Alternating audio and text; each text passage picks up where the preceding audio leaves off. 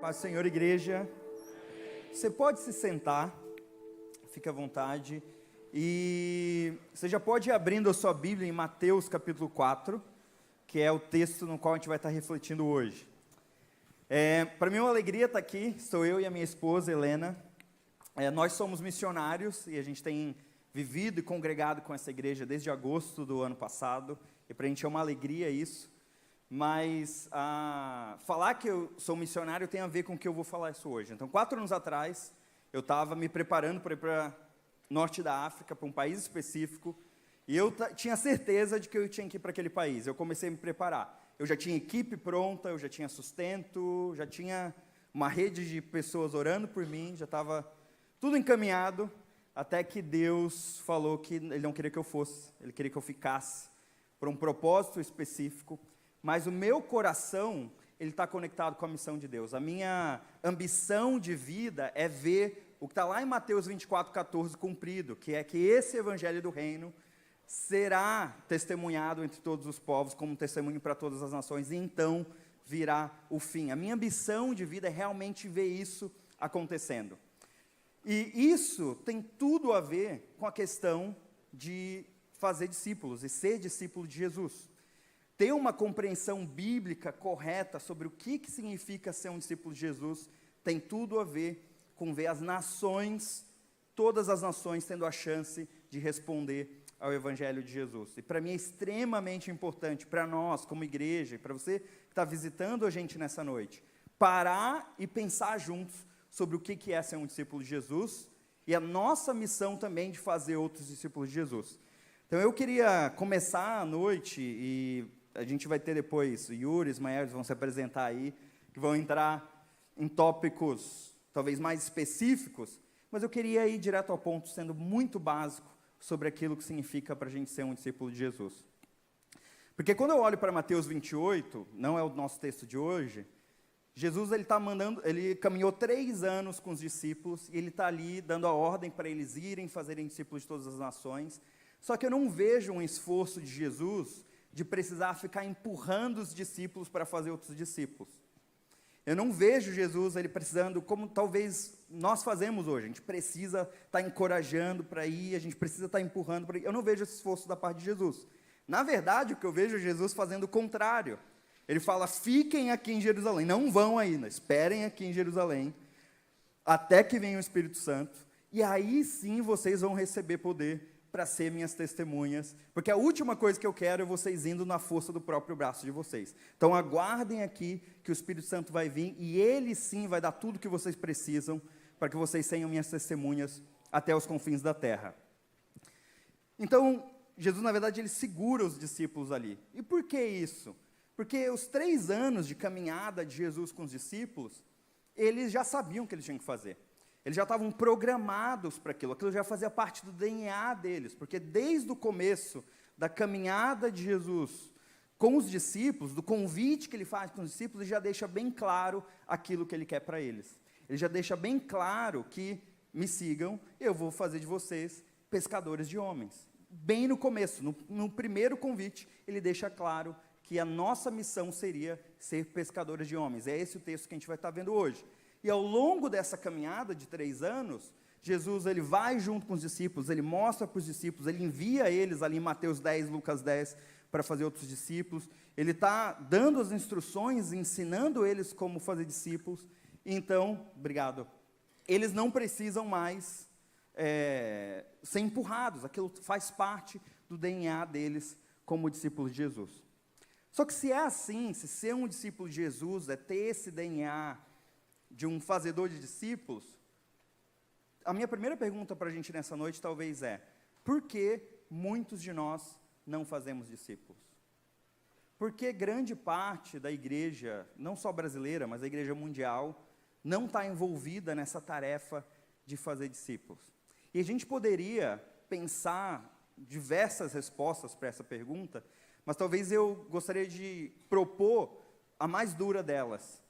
Talvez a razão pela qual a maioria de nós na igreja mundial não faz discípulos é porque nós mesmos não somos discípulos de Jesus. Essa é a minha primeira pergunta. E a segunda pergunta seria: é possível alguém ser um cristão, membro de uma igreja, ali exercer ministério, andar uma vida toda ali fazendo parte de uma igreja e não ser um seguidor de Jesus? Não ser um discípulo de Jesus?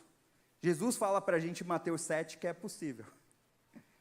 Ele fala que é possível. Ele fala que vai chegar um dia em que muitos dirão: eu profetizei em teu nome, eu expulsei demônios, eu operei milagres, mas Jesus vai falar para eles: não, eu não conheço vocês. Então, para a gente é extremamente crítico ver qual que é o padrão bíblico de ser um discípulo de Jesus e prestar atenção se nós estamos seguindo a Jesus como a Bíblia nos fala e como o convite de Jesus foi feito para nós para seguir Ele. Isso é crítico, eu não uso essa palavra muitas vezes, não é tudo que é crítico, esse tudo é crítico. Nada é, eu não uso muitas vezes essa palavra, mas isso não é crítico só para mim e para você, mas isso é crítico também para as pessoas à nossa volta. Isso é crítico para as pessoas da sua família, isso é crítico para os seus amigos no trabalho, isso é crítico para os seus amigos na escola, talvez isso é crítico até para todos os povos e nações aos quais a gente quer ver sendo alcançados por Jesus antes do fim. Isso é essencial para a gente. Então, vamos começar em Mateus, capítulo 4. A gente vai ler 4 versículos, tá bom? Do 18 ao 22. Na verdade, 5 versículos. Mateus, capítulo 4. Se você achou aí, você fala amém. Se você não achou, você fala, espera mais um pouquinho. E na minha versão, fala o seguinte: andando à beira do mar da Galileia, Jesus viu 2 irmãos, Simão, chamado Pedro, e seu irmão André. Eles estavam lançando redes ao mar, pois eram pescadores. E disse Jesus: sigam-me, e eu os farei pescadores de homens. No mesmo instante, eles deixaram as suas redes e o seguiram. Indo adiante, viu outros 2 irmãos, Tiago, filho de Zebedeu, e João, seu irmão. Eles estavam num barco com seu pai, Zebedeu, preparando as suas redes. Jesus os chamou, e eles, deixando imediatamente o barco e seu pai, o seguiram. Vamos orar mais uma vez? Pai nosso, muito obrigado, Deus, pelo privilégio que a gente tem de estar diante da Tua palavra, Senhor, numa noite como essa. Que o Teu Espírito Santo fale conosco, Pai, que Ele abra os nossos corações, que Ele abra nossas mentes, e que Ele abra também as nossas vidas para fazer mudanças, talvez, nessa noite, na maneira como estamos vivendo, Pai. Que o nosso contato aqui com a Tua Palavra e se deixar ser ministrados pelo Seu Espírito Santo, realmente seja algo que nos mova na direção de sermos mais parecidos com Jesus, Pai. E eu oro assim, Pai, entendendo que o Senhor é o mais interessado de todos em ver nós vivendo o padrão de vida para o qual o Senhor nos chamou a viver. Essa é a minha oração em nome de Jesus. Amém. Irmãos, então aqui a gente tem Jesus, ele está caminhando à beira do mar da Galileia, e aí ele encontra, à beira desse lago aqui, ele encontra alguns discípulos, e ele faz esse convite impressionante de só 2 palavras: sigam-me. E essas 2 palavras talvez mudam completamente a vida desses homens aqui que ouviram pela primeira vez. E eu queria refletir com a gente nessas 2 palavras, a gente olhar para essas 2 palavras e com base nisso entender, segundo a Bíblia, o que significa seguir a Jesus. E eu queria começar talvez inverso, em vez de começar pelo sigam, eu quero começar pelo me dessa frase aqui.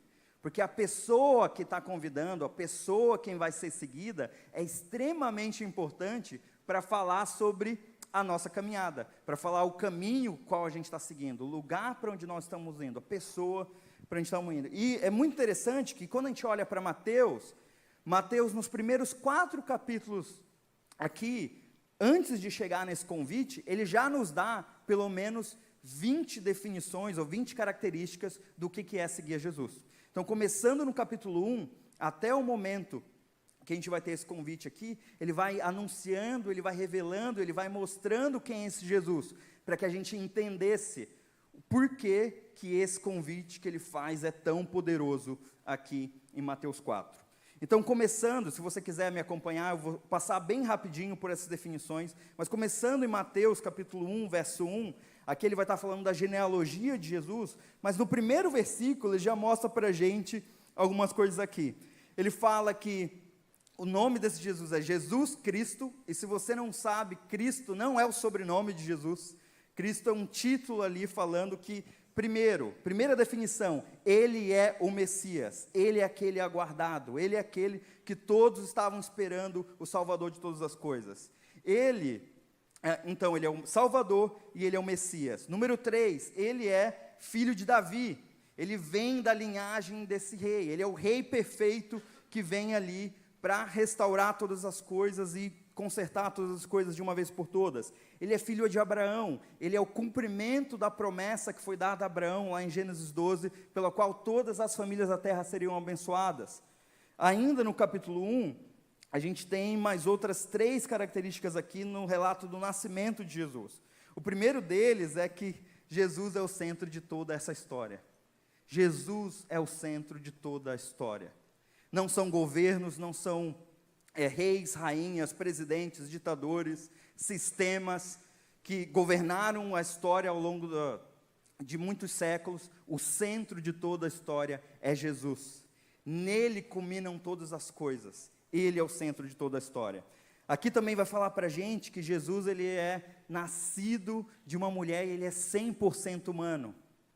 E ele também é 100% Deus. Essa coisa maravilhosa que é ver alguém que é o Deus encarnado, 100% Deus, 100% homem. No capítulo 2, a gente vai ver que Jesus, ele é soberano sobre os sábios. Quando esses magos vêm ali e se prostram diante dele, ele é soberano sobre os sábios dessa terra. A gente vai ver também Jesus sendo apresentado como um pastor dos fracos.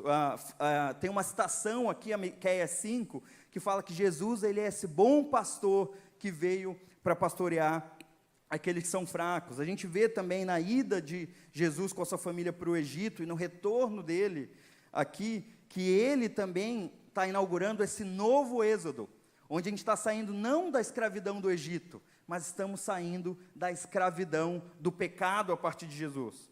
A gente vê aqui no relato também que ele é aquele que vai pôr fim ao luto. É citado sobre aqui o choro numa das outras profecias citadas. A gente vê que Jesus ama os seus inimigos mais ferrenhos. Essa é a 12ª característica. Capítulo 3, Jesus é um rei redentor. João Batista declara essa vinda dele para redimir todas as coisas, da qual nós deveremos endireitar as nossas veredas. Ele é o rei redentor. Jesus é um juiz justo. Ele é aquele que com a sua pá vai separar o joio do trigo. Jesus está cheio do Espírito de Deus. Ele é cheio do Espírito Santo. Mateus 3,16. Jesus é amado por Deus Pai. E a gente vê o Pai ali declarando o seu amor. Esse é o meu filho amado de quem eu me comprazo, em Mateus 3,17. Aí a gente chega finalmente no capítulo 4, onde fala da tentação de Jesus. Jesus é 2 coisas aqui quando a gente olha para essa tentação. Ele é esse novo Adão, o Adão perfeito, o Adão que não pecou, que resistiu à tentação e nele não há pecado, e ele é o verdadeiro Israel aí que vem agora, e vai ser a manifestação desse filho fiel e obediente, que passa pelo teste da tentação e sai aprovado. A gente vai ver também, na citação da profecia de Isaías 9, que Jesus é a luz do mundo, ele é aquele que traz a luz para a escuridão.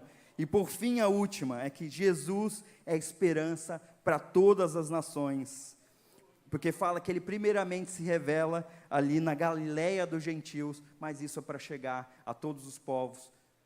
Esse é o Jesus. Em resumo para nós, quando a gente olha isso, e a gente olha a pessoa de Jesus, uma coisa tem que vir para a gente, olhando para o convite que ele está fazendo aqui. Jesus é digno de toda honra e toda glória.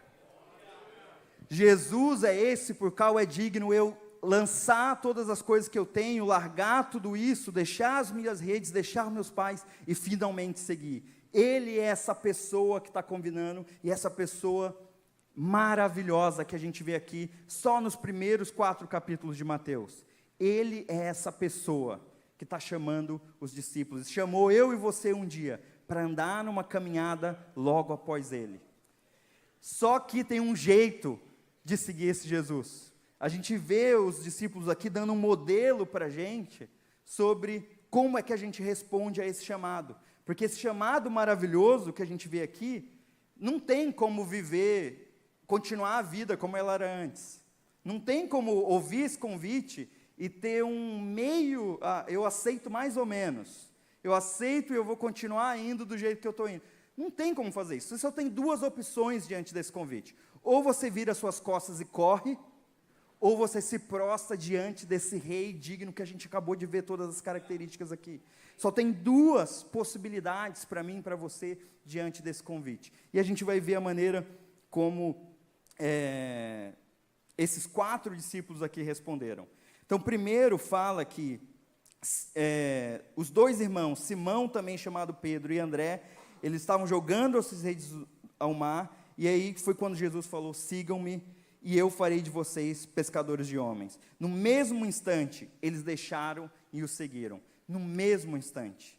Não é um convite que a gente pode protelar, não é um convite que a gente deixa para o final da minha vida, não é um convite que eu vou falar, não, eu vou construir a minha vida aqui, eu vou construir uma estabilidade, eu vou construir, e depois eu vou pensar em seguir Jesus de verdade. Então, Jesus, eu aceito o convite, mas me aguarda aí, eu estou chegando depois. Não, a gente vê que a maneira como Simão e André respondem aqui, eles largam as suas redes imediatamente. Esse é um chamado urgente para mim e para você. Disso depende toda a nossa vida. E a gente não pode deixar isso para depois. Essa é a primeira característica para a gente. A gente vai ver também, no convite dos outros 2 discípulos, que eles deixam a sua família, deixam o seu barco para trás. Jesus vai implicar para mim e para você repensar o que a gente faz. E aqui o que a gente vê, esses 2 discípulos, deixando a carreira deles e deixando a família deles. E se a gente voltar um pouco, entender um pouco o contexto, a gente vai ver que, contexto judaico, a sua identidade estava atrelada à sua família. Deixar pai e mãe, deixar a casa ali, os entornos de onde a minha família vive, é quase que um rompimento com a minha identidade anterior. E deixar o ofício dos meus pais, porque esses ofícios eram passados de pai para filho, é ainda mais uma reafirmação de que eu estou desconectando daquela identidade. Mas é isso que os discípulos fazem imediatamente aqui. Irmãos, nós precisamos repensar o que é seguir o Evangelho, o que é seguir a Jesus, num Brasil se tornando o evangélico no qual nós vivemos hoje. Nós corremos o risco de sermos discípulos de Jesus de maneira cultural, na maneira como a gente vive hoje. Porque já faz parte da minha tradição, porque eu já nasci numa família cristã assim, ou porque eu já cheguei na igreja, e aí eu vi que os irmãos já se comportavam de um jeito, e eu aprendi a falar que nem eles, me vestir que nem eles, fazer o que eles fazem, e isso virou parte da minha cultura. Nós corremos um risco, se a gente não se atentar para o modelo bíblico de discipulado, de viver a nossa vida casualmente seguindo a Jesus. Só que quando eu olho o convite de Jesus e a resposta desses discípulos, e o que Jesus vai falando para a gente ao longo dos evangelhos, porque ele vai continuar essa mensagem aqui, não há espaço para um evangelho casual. Não há espaço para um evangelho banal, onde eu só encaixo Jesus em parte da minha vida. A minha vida já era boa. Eu fazia academia, eu estava estudando inglês, eu estava indo para a escola, estava construindo minha carreira, e aí agora eu vou encaixo Jesus na vida antiga que eu tenho já. Jesus, ele não quer só ser um upgrade na nossa vida. Ele não quer ser só uma atualização que vem na nossa vida, e a versão do seu celular, do software que você vai atualizando, ele não quer ser só esse algo que é adicionado aí num sistema de vida que eu e você já estamos vivendo. Ele quer transformar a nossa vida inteira. Ele quer virar a nossa vida de cabeça para baixo. Ele quer nos dar uma vida completamente diferente da que a gente tinha hoje.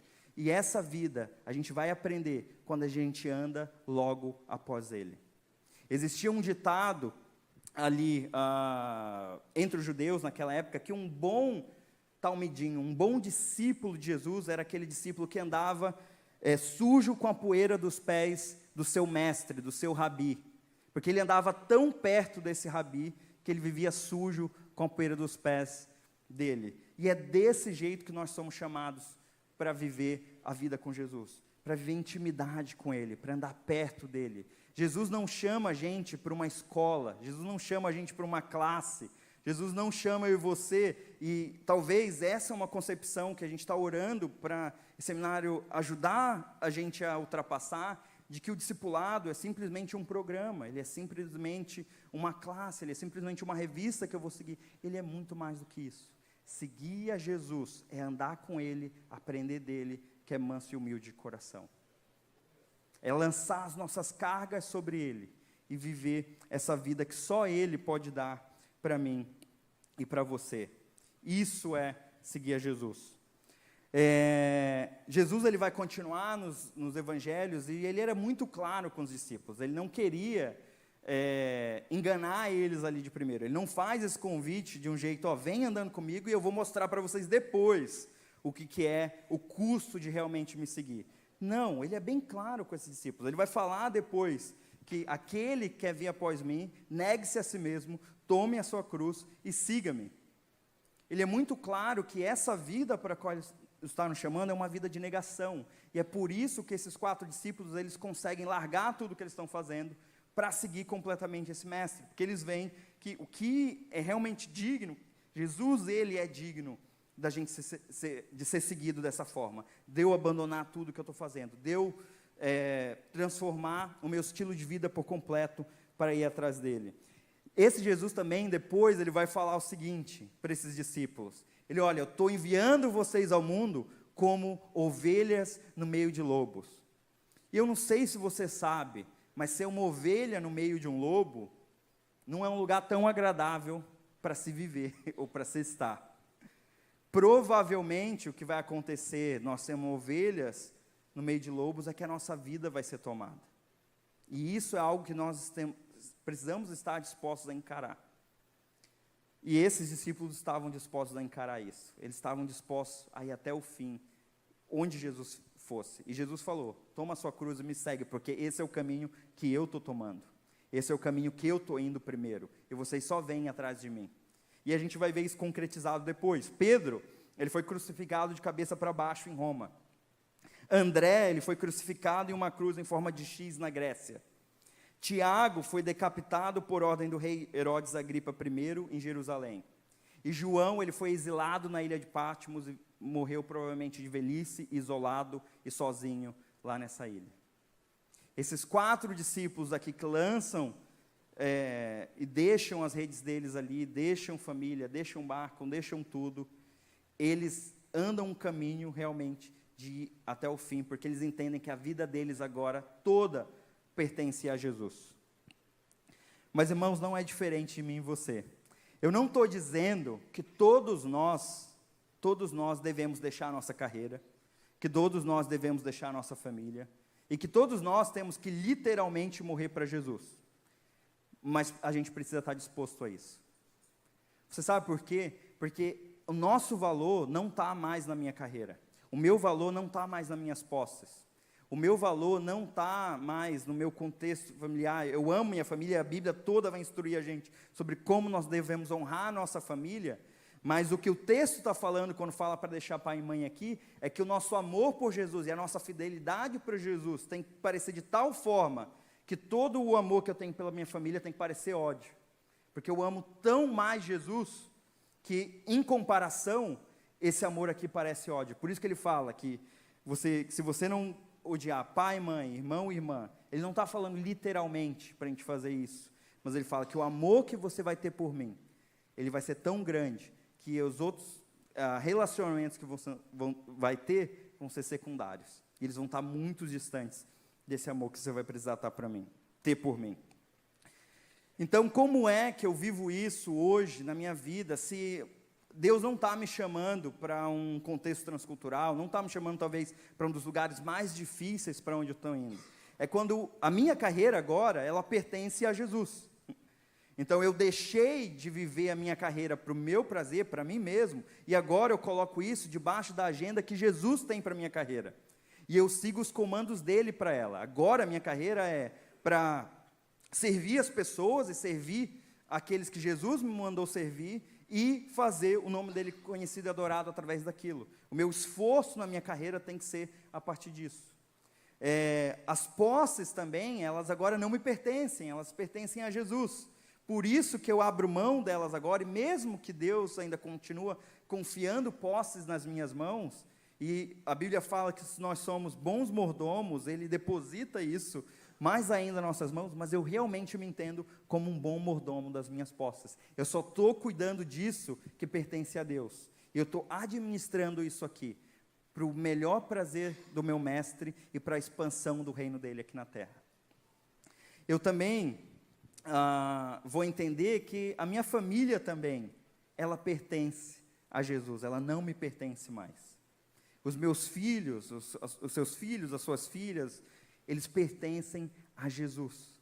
Não para satisfazer os sonhos que você tem para ele, as expectativas que você tem para eles, mas eles pertencem a Jesus. Você já perguntou para Jesus: Jesus, o que você quer dos meus filhos? O que você colocou eles nas minhas mãos, o que você quer para eles? Agora tudo isso pertence a Jesus também. Em resumo, gente, discipulado bíblico, não o discipulado cultural, que a gente corre risco de viver aqui, ele é seguir e obedecer aquele que está indo à nossa frente, Jesus. É o seguir e obedecer todos os comandos que Ele tem para mim. E seja aquilo que Ele mandar eu fazer. Eu tenho essa amiga, ela esteve aqui inclusive em fevereiro, a Ossa. Ela é uma sueca, e com 20 anos, ela e o marido têm 3 meses de diferença de idade. Eles com 20 anos ali, ele é um jogador de futebol proeminente lá no país dele, ela é uma personal trainer, acabou de terminar a faculdade, e eles estão ali, e aí vai um missionário lá na igreja deles, e fala sobre um país onde só tinha 60 cristãos naquele país, no norte da África. E aí, aquele país tem a mesma população da Suécia, que é o país que ela vive, mas só tem 60 cristãos, e só naquela igreja eles tinham ali 200 membros. E ela vê que num país inteiro, com a mesma população do país dela, só tem 60 pessoas ali, que seguem a Jesus. Ela não vê outra alternativa, a não ser tomar uma ação, juntar a família dela e partir para o Oriente Médio. E ali eles ficaram 10 anos, até Jesus mandar ela voltar, para trabalhar com refugiados, lá no país dela, e hoje eles têm um ministério fantástico, com refugiados lá, com pessoas que vêm do Oriente Médio e do Norte da África, de países árabes para aquele lugar, e eles estão plantando igrejas usando uma ferramenta, que é a ferramenta do fitness, em outros lugares. Eles obedeceram a Jesus tanto para ir, como obedeceram a Jesus tanto para voltar. Quando eu estava me preparando para ir para o campo 4 anos atrás, eu estava indo e eu não tinha clareza de Jesus ou do Espírito Santo sobre o que fazer. E para mim, sem clareza, eu falei, é melhor eu ir do que eu ficar. É melhor eu fazer alguma coisa do que não fazer nada. E eu comecei a me preparar para ir. Até que veio a resposta do Senhor falando, não, eu quero que você fique aqui por causa dessa questão do discipulado com a igreja, e eu quero que você trabalhe com isso aqui onde você está. Agora eu queria fazer uma pergunta para você, para a gente concluir. Na verdade, 2 perguntas. A primeira delas é, se Deus chamasse você hoje para ir para a Líbia, por exemplo, um dos países mais difíceis de se estar como cristão, para fazer o nome dele anunciado lá, você iria? Se ele falasse hoje para você ir largar tudo e seguir? E você pode responder no seu coração para você mesmo. Mas eu tenho uma segunda pergunta para você. Caso não, o que faz você acreditar que você é um discípulo de Jesus? Porque, como eu falei, ser um discípulo de Jesus, o que a Bíblia fala para a gente, ser um discípulo de Jesus, é obedecer e seguir todos os comandos do meu mestre. O lugar para onde eu vou, o ministério no qual eu vou servir, o que eu vou fazer com o meu tempo, o que eu vou fazer, não sou eu mais que faço essa chamada. Não sou eu mais que decido sobre isso. A partir do momento que eu começo a seguir a Jesus, é Ele que faz essa chamada agora. É Ele que toma essa decisão agora. É Ele que tem o controle da minha vida a partir de agora. Porque eu só sou um seguidor do meu mestre. E o meu mestre é Ele. E eu não questiono Ele sobre para onde eu devo ir, onde eu devo ficar, o que eu devo fazer. O meu chamado para você hoje é depositar tudo aquilo que Deus colocou nas suas mãos e colocar à disposição dEle, para Ele fazer com isso o que Ele quiser. Seja redimir isso, a sua carreira, o seu trabalho, as suas posses, a escola onde você está estudando hoje, e usar para o benefício dEle, para ver discípulos de Jesus sendo alcançados naquele lugar, porque Ele falou para a gente que nós seríamos pescadores de homens. Essa vem junto com o convite: você me segue e eu farei de vocês pescadores de homens. Ou seja, colocar tudo isso à disposição dEle, para que Ele me faça um pescador de homens nessa circunstância, ou até mesmo largar tudo isso para fazer pescar homens, fazer discípulos num outro lugar para onde Ele está me chamando. Mas é colocar tudo que Deus colocou à sua disposição nas mãos dEle e deixar Ele decidir para onde você vai. Eu estou encerrando e eu queria terminar com a parábola do tesouro num campo. Jesus uma vez falou que o reino de Deus é como um homem que encontrou um tesouro no campo e ele foi e vendeu tudo o que ele tinha para comprar aquele campo. Imagina essa cena, imagina essa situação. Você descobre que tem um campo e que tem um tesouro escondido lá. Só você sabe que tem isso lá. E esse homem, só ele sabe que tem esse tesouro lá. E aí você começa a vender tudo. Essa pessoa começa a vender tudo para comprar aquele terreno. E as pessoas, o que elas vão pensar, as pessoas que convivem com ele? Esse cara está louco. Eles não sabem o que ele encontrou. Eles começam a falar: essa pessoa está louca, está vendendo tudo, está passando tudo para frente. E aí perguntam: mas por que você está fazendo isso? Ah, eu vou comprar aquele campo ali. E com um sorriso, e o melhor é, esse homem, com um sorriso nos lábios, ele vai e vende tudo. Com um sorriso no rosto, eu falo: eu vou comprar aquele campo ali. Mas o que tem naquele campo? Ah, eu tenho um pressentimento. Eu tenho um instinto ali, de que vai dar bom, aquele terreno ali. E ele vai, e ele vende tudo. Jesus é esse tesouro que foi encontrado. E Ele é digno de que a gente dê tudo que a gente tem, a nossa vida, as nossas posses, a nossa carreira, a nossa agenda. Eu não vivo mais a minha agenda, agora eu vivo a agenda de Jesus. E isso é o que significa ser um discípulo dele. Eu não tenho mais uma agenda própria, e eu tento encaixar Jesus nessa agenda que eu vivo. Mas agora eu vivo a agenda que Ele tem para mim. Fique de pé, vamos orar.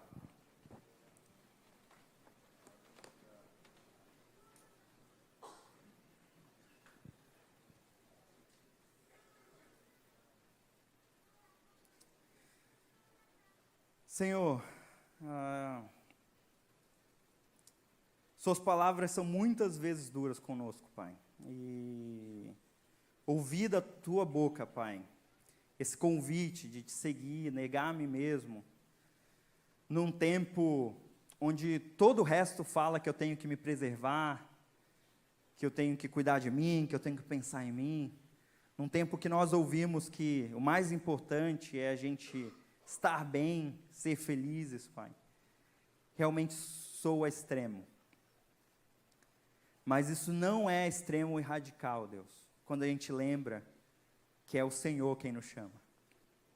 Isso não é extremo e radical quando nós lembramos que o Senhor é digno, Pai, de toda a nossa vida. Que o Senhor é aquele que na nossa rebelião veio e entregou a sua vida por nós. Que o Senhor é aquele que é a resposta para o mal que nós vivemos, e é esse mal do pecado, Pai. E um dia o Senhor nos deu uma vida nova. O Senhor nos deu um caminho novo para andar. O Senhor nos deu uma vida nova, Pai. Porque o caminho, a vida e as verdades nas quais nós acreditávamos não eram caminhos de verdade, Pai. O Senhor é o caminho, a verdade e a vida. E a nossa oração, Pai, é que o Senhor nos ajude a nos rendermos a Ti todos os dias da nossa vida. Que essa seja uma noite, Pai, talvez que a gente repense o que é ser um discípulo Teu. E como um impacto da nossa obediência a Ti, as pessoas ao nosso redor, Pai, tenham a chance de ouvir o Teu nome e Te conhecer. Que as pessoas que o Senhor colocou à nossa volta, na nossa família, trabalho, escola, Pai, sejam impactadas como um transbordar da vida que vivemos por Ti. E que as nações até os confins da terra sejam impactadas a partir do momento que nós somos discípulos da maneira como o Senhor nos convida na Tua palavra, Pai.